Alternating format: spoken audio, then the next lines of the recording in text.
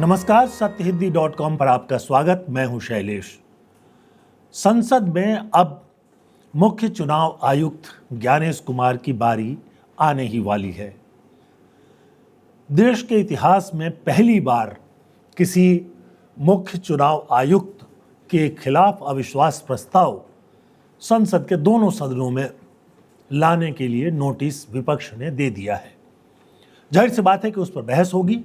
अब ये प्रस्ताव पास होगा कि नहीं होगा ये तो संसद में तय होगा, लेकिन ये तो तय है कि इस पर बहस होगी और ये पहला मौका होगा जब मुख्य चुनाव आयुक्त कई तरह के आरोपों के घेरे में होंगे। अब तक ये आरोप जो है संसद के बाहर लगाए जाते रहे हैं। बंगाल की मुख्यमंत्री ममता बनर्जी तो मुख्य चुनाव आयुक्त जो बंगाल में SIR करा रहे हैं उसको लेकर धरना पर ही बैठी हुई है। सुप्रीम कोर्ट भी गई थी वो, और सुप्रीम कोर्ट ने अपने ऑब्जर्वर नहीं बल्कि अधिकारी नियुक्त कर दिए हैं जो वहाँ जो विवाद हैं मतदाताओं को लेकर उसके बारे में अंतिम फैसला करेंगे। लेकिन अब संसद में यह मामला पहुँच गया है। मामला इसलिए बहुत बड़ा है क्योंकि अब तक जितने भी मुख्य चुनाव आयुक्त हुए उनमें से कुछ पर थोड़े बहुत आरोप जरूर लगे, लेकिन कभी भी संसद में अविश्वास प्रस्ताव नहीं पेश किया गया। दरअसल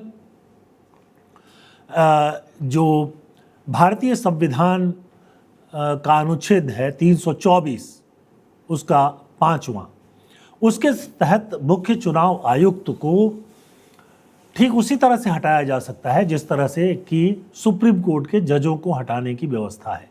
यानी सबसे पहले संसद में प्रस्ताव लाना होता है, वो प्रस्ताव पास होने के बाद फिर मुख्य चुनाव आयुक्त को या फिर सुप्रीम कोर्ट के किसी जज को हटाया जा सकता है।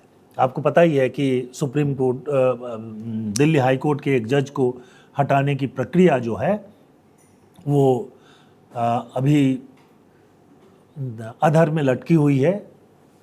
सुप्रीम कोर्ट के आदेश के बावजूद जो है इस पर कोई ठोस कार्रवाई नहीं हो पाई है।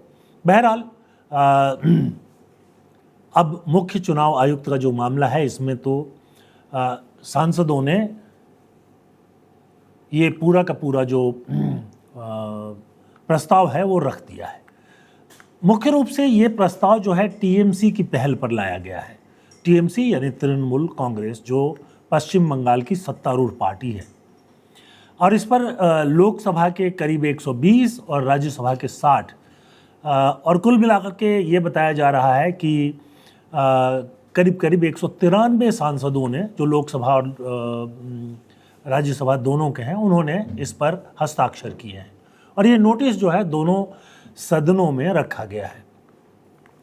ये जो प्रस्ताव है ये मतदाता सूची का जो स्पेशल इंटेंसिव रिवीजन चल रहा है, SIR जिसको हम प्रचलित भाषा में कहते हैं, उसको लेकर के है, जिसमें विपक्ष ने आरोप लगाया है कि चुनाव आयोग जो है पक्षपात कर रहा है। प्रस्ताव पर आगे चर्चा होना संभव है, लेकिन प्रस्ताव होने के लिए बहुमत विपक्ष के पास नहीं है। ये तो जाहिर सी बात है। अभी लोकसभा में भी जब लोकसभा अध्यक्ष के खिलाफ प्रस्ताव लाया गया तो प्रस्ताव पास नहीं हो पाया क्योंकि लोकसभा में विपक्ष जो है वो बहुमत में नहीं है। हालांकि बीजेपी के पास पूरा का पूरा पूर्ण बहुमत नहीं है, लेकिन ये सहयोगी दल हैं जो उनको बचा रहे हैं, जिनमें बिहार और आंध्र की जो पार्टियां हैं वो शामिल है। चंद्रबाबू नायडू और नीतीश कुमार की पार्टी उनका समर्थन कर रही है और भी दूसरे सांसद हैं जो समर्थन करते हैं। और अब ये देख लेते हैं कि ज्ञानेश कुमार पर मुख्य आरोप क्या है। जो सांसदों की तरफ से नोटिस दिया गया है उसमें 7 आरोप हैं। पहला आरोप है मतदाता सूची की गहन जांच में पक्षपातपूर्ण और भेदपूर्ण भावपूर्ण आचरण करके बीजेपी को फायदा पहुंचाना। ये आरोप तो कांग्रेस भी लगाती रही है, राहुल गांधी भी लगाते रहे हैं और दूसरी पार्टियां भी लगाती रही है। बिहार में जो चुनाव हुए उसमें भी लगाए गए।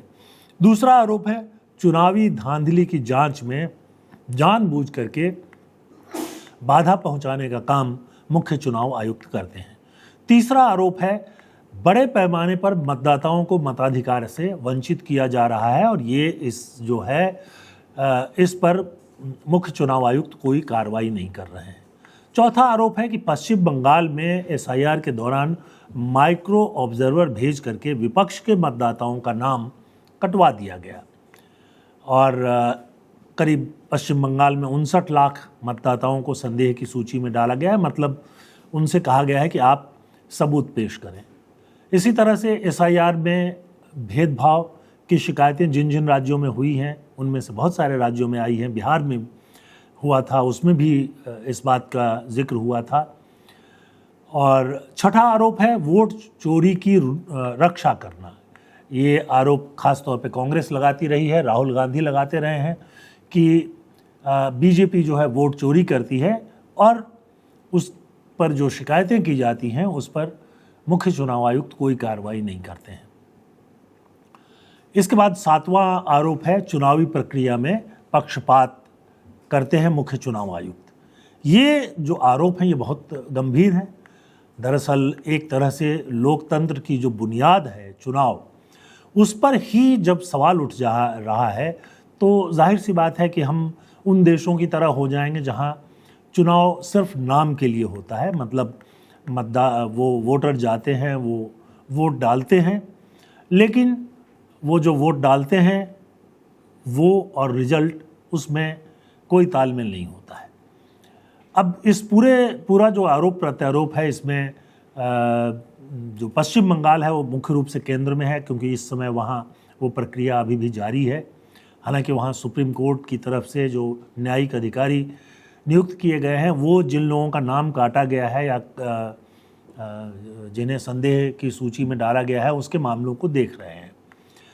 और ये जो मामला आया है इसमें एक महत्वपूर्ण बात ये देखने को मिली है कि अब तक जो पार्टियां एक साथ नहीं आती थी वो भी साथ आ गई हैं।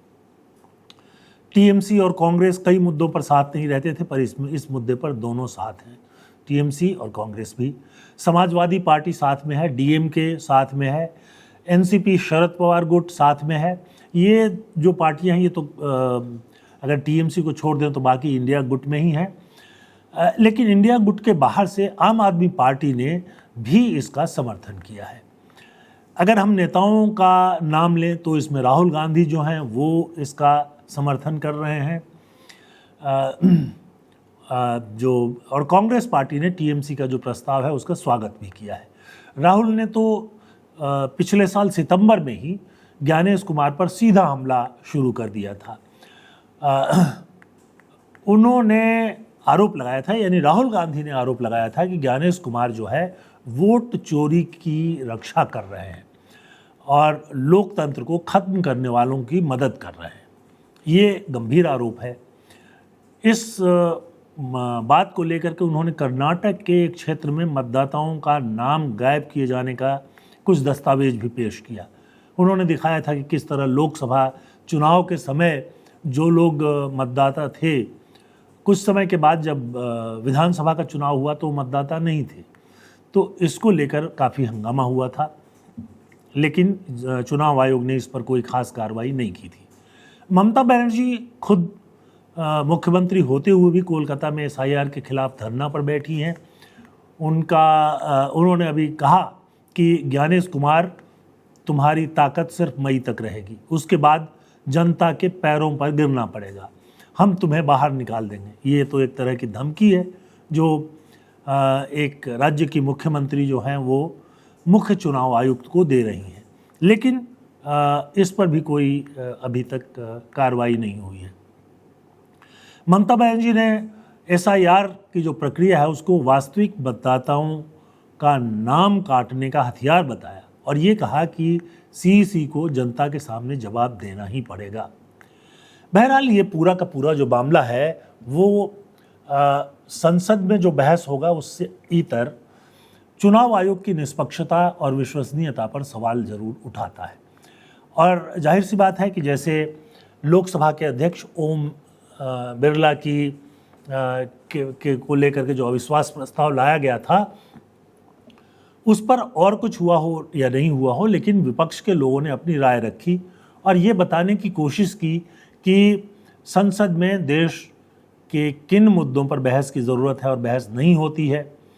उनका ये आरोप था कि लोकसभा के अध्यक्ष नहीं होने देते हैं। बहरहाल उसका जवाब सरकार ने भी दिया।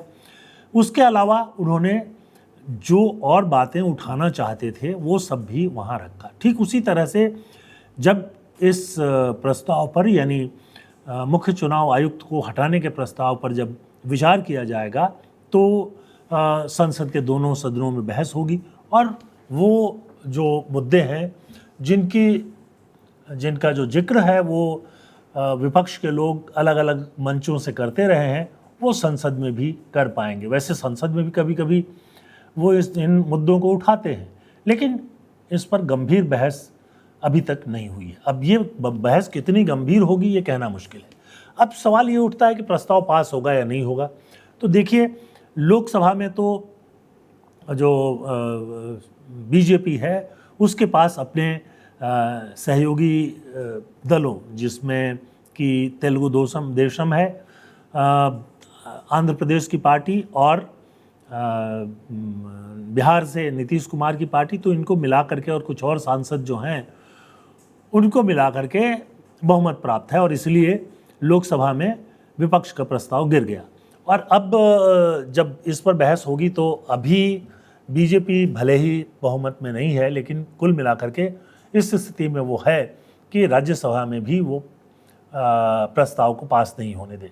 तो चाहे ये प्रतीकात्मक हो, लेकिन इतना तय है कि इस बहाने हमारा जो चुनाव आयोग है और पिछले कुछ वर्षों से जो उसके काम करने का तौर तरीका है उस पर बातचीत होगी और वो मुद्दे सामने आएंगे जो अब तक उठाए जाते रहे हैं। वोट चोरी एक पुराना मुद्दा है जिस पर कांग्रेस भी बोलती रही है और बाकी विपक्षी पार्टियां भी बोलती रही हैं। महाराष्ट्र के चुनावों में यही हुआ था। जब लोकसभा का चुनाव हुआ तो उसका रिजल्ट आया और फिर उसके बाद विधानसभा का चुनाव हुआ, उसका जो रिजल्ट आया तो एकदम ज़मीन आसमान का अंतर था। बीजेपी और उनकी सहयोगी पार्टियों को एक तरह से वॉक ओवर मिल गया। उस पर सवाल उठा कि थोड़े से अंतराल के बीच मतदाताओं का मन क्या इस तरह से बदल सकता है। बिहार के चुनाव को लेकर भी सवाल उठाए गए। हालांकि इन सब चीज़ों पर चुनाव आयोग ने कभी कोई कार्रवाई नहीं की है। बहरहाल, आप चुनाव आयोग की जो कार्यप्रणाली अभी की है और मुख्य चुनाव आयुक्त ज्ञानेश कुमार की जो कार्यप्रणाली है उसके बारे में क्या सोचते हैं? आप कमेंट सेक्शन में आकर अपनी राय हमारे सामने रखिए। हम चाहते हैं कि इस बहस का हिस्सा आप भी बने। संसद में सांसद बहस करेंगे, लेकिन सत्य हिंदी के प्लेटफॉर्म पर आप भी इस बहस में शामिल हो जाइए। हमारा अनुरोध ये भी है कि हमारे जो प्रोग्राम हैं उनको लाइक कीजिए, चैनल को सब्सक्राइब कीजिए और हो सके तो आप सत्य हिंदी का ऐप डाउनलोड कर लीजिए, क्योंकि इस ऐप के जरिए आप हमारे प्रोग्राम को बेहतर ढंग से देख सकते हैं। और एक अनुरोध ये भी है कि सत्य हिंदी का सदस्य बनिए। आप सत्य हिंदी के वेबसाइट पर जाएंगे तो आपको इस सदस्यता अभियान के बारे में सारी जानकारी मिल जाएगी। वहाँ एक बटन है, उसको दबाइए और इसके ज़रिए आप हमारी मदद कर सकते हैं। स्वतंत्र और निष्पक्ष पत्रकारिता को जीवित रखने के लिए इस समय आपके मदद की बेहद ज़रूरत है। मैं एक बात बता दूं कि सत्य हिंदी को न तो कोई पूंजीपति सहयोग करता है, यानी हम लेते नहीं हैं उनका सहयोग, और ना ही हम किसी सरकार से सहयोग लेते हैं, ना हम उनका विज्ञापन लेते हैं, ना ही हम किसी और तरह से सहयोग लेते हैं। सत्य हिंदी जो है अपने दर्शकों के सहयोग से ही जीवित है और आगे भी हमें आपके सहयोग की निरंतर ज़रूरत होती रहेगी। आज के इस प्रोग्राम में बस इतना ही। बहुत बहुत धन्यवाद। नमस्कार।